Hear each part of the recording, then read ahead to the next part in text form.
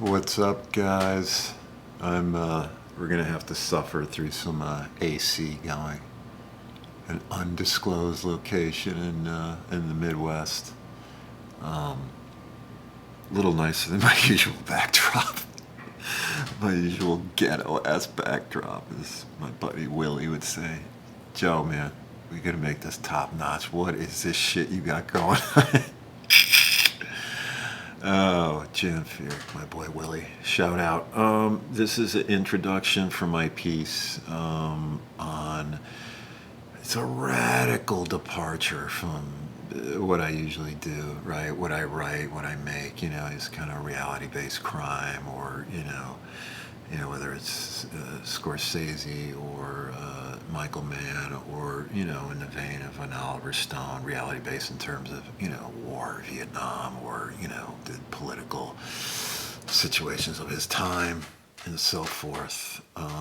My last video essay, Come and See. I mean, the culmination, I didn't want to say it in that video essay, but the culmination is when the Germans round up the kid's village, where he's been kind of recruited for this partisan group. They round up the village. They put them all, well, including him actually, and they put him in a little camp.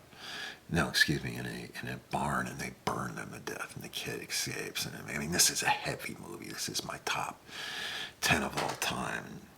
To me, the greatest war film. So what I'm going to introduce is a radical departure, because I'm writing something that's of a somewhat romantic vein, one could say. I got a little bit of a funky framing I'm going for here, the lamp thing. It's kind of a romantic piece. I'm doing kind of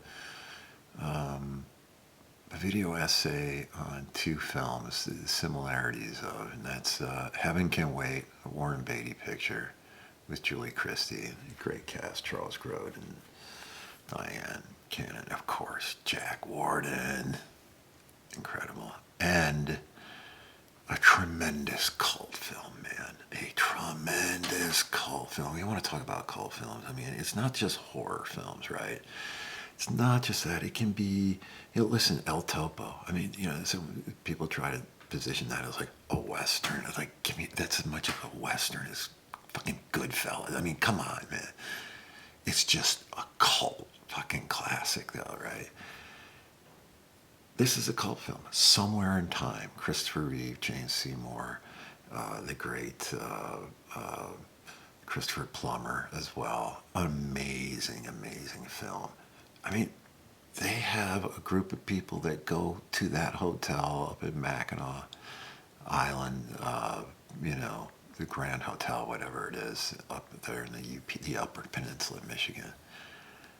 And they get dressed up in the period thing and do the whole thing. It's unbelievable. It's got a whole thing going for it. And to me, these are both really well-made pictures. But it's not just the romantic element. There's obviously the core of the story is a romance.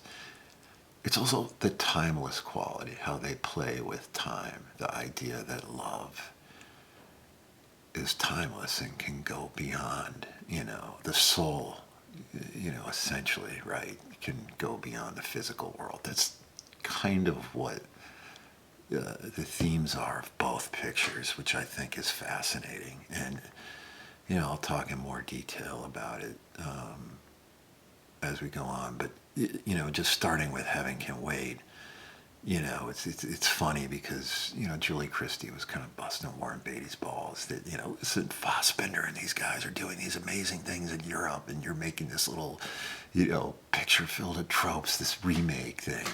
Here comes whatever it was called. I think Here Comes Joe or something. I forget what it's based on, something else, but.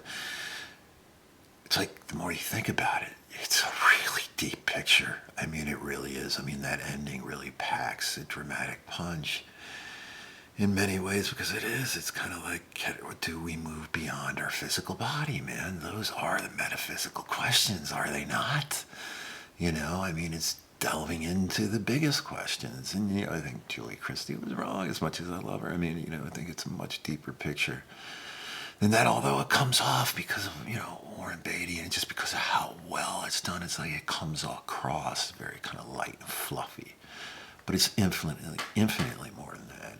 And the same to be said about Somewhere in Time. You know, it starts off, and we'll get into more detail, but I'll just end the intro with, in terms of performance, two quick things. One thing with that, I mean, one of the greatest 10-minute sequences an actor has ever had. It just starts out where he's a young playwright. He's in college, and his play has gone off really well, and he's kind of bouncing around like a little kid. You know, just physically, he's got it nailed. And, you know, there might be a guy in the audience who knows an agent and blah, blah, blah, right? And then they cut to 8 years later. He's in Chicago, and it's clear he lives in this insane kind of loft looking down Lincoln Park and with an incredible view. And he's won several awards. He's been sold these plays, the whole bit.